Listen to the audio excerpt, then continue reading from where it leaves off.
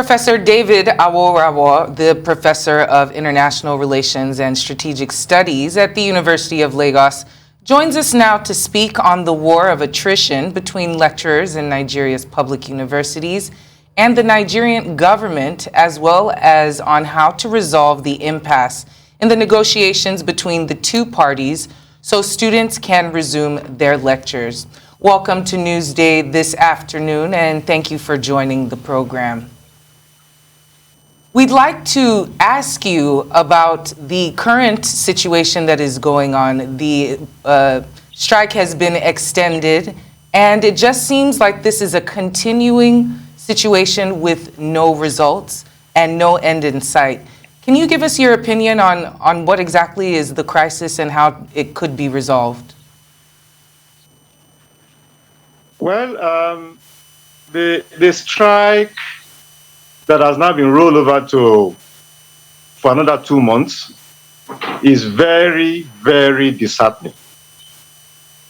It is disheartening because the incessant strike is disruptive of the smooth and it is avoidable. An agreement was signed in December 2020 after a 9-month strike. And the issues we're addressing now should have been addressed shortly after that strike came to an end. The whole 21 came and ended. No one did anything until another strike started on the 14th of February. Within the 1-month warning strike that was declared on the 14th of February, it doesn't seem as if anything serious was done. The 1 month has expired, and now we have another 2 months added to that 1 month, making 3 months in the first instance. It is very, very disheartening. All right, Prof, let me come in at this point because the Federal Ministry of Education has said they will not enter into any agreement with ASUU under duress. They do not want to make promises they cannot fulfill, because that's what brought us to this first instance. Talk to us about the fact that probably softening the demand might just be a way to help the students who are bearing the brunt of all of this months out of school. Well, the problem is not the issues that ASUU has raised as such. If those issues are not addressed, university education in Nigeria will simply disappear. In this age that we speak of Internet of Things, robotics, artificial intelligence, you cannot attempt to train scientists that don't have laboratories, a computer engineer that has not seen a computer. If you look at the list that ASUU has presented, number 1 on that list is revitalization, with providing facilities for the university, for the university to be able to function, students to be able to compete with us, at the international level. So that is the minimum anybody can ask for. We also know that since that agreement of 2019 was signed, a whole lot has happened. The economy has not been as buoyant as it was at that time, which was why in that 2019 agreement it was agreed that government over a period of time will commit 1.2 trillion, to revitalizing the university facilities and all. President Jonathan released 220 billion in 2013.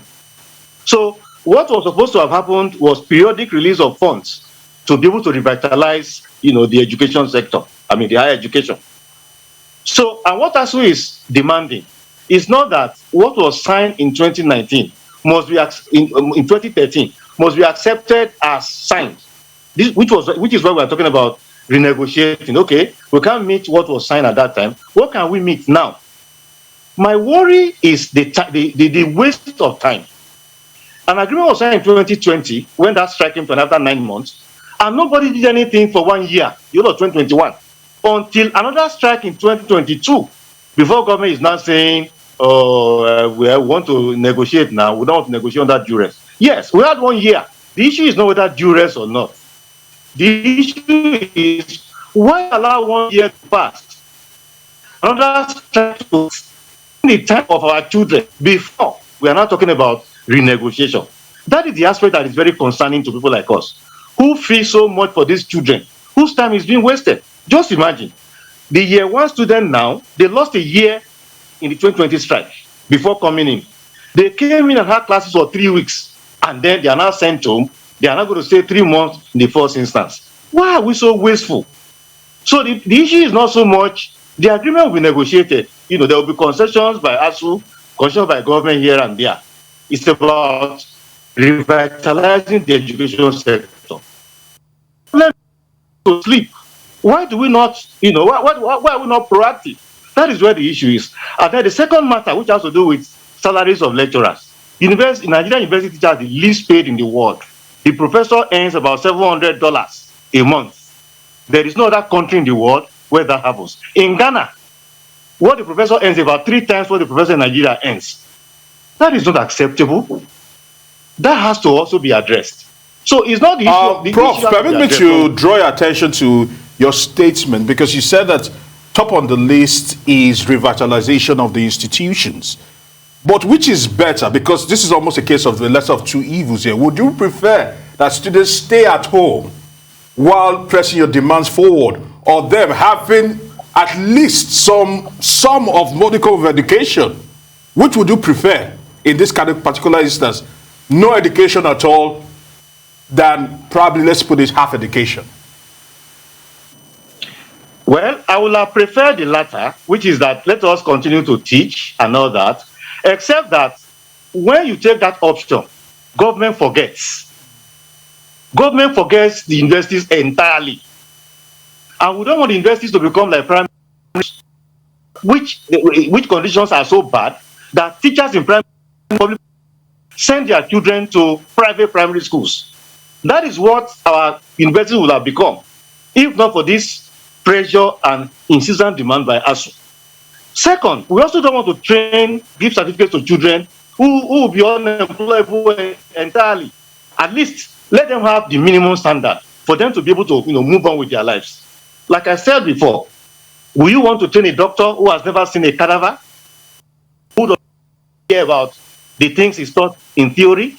You want to train a computer engineer who has not seen a computer?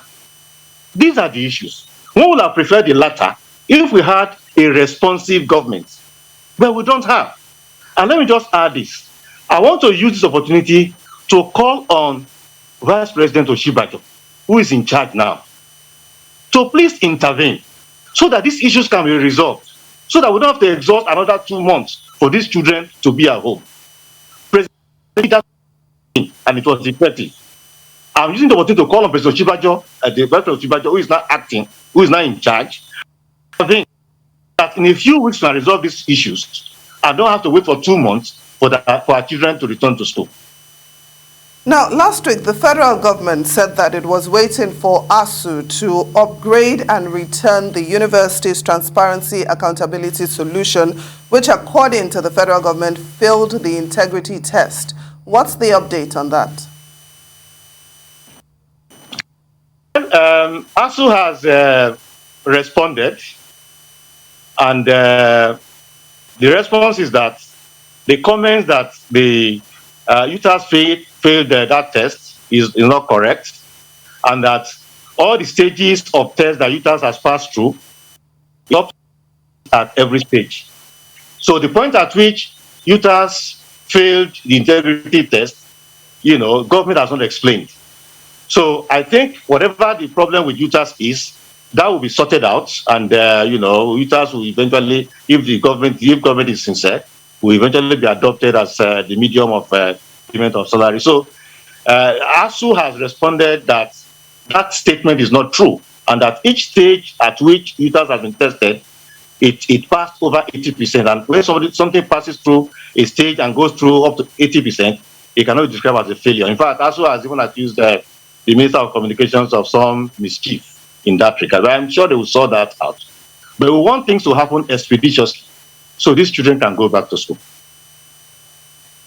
ASUU has given the federal government 8 weeks to address these issues in concrete terms.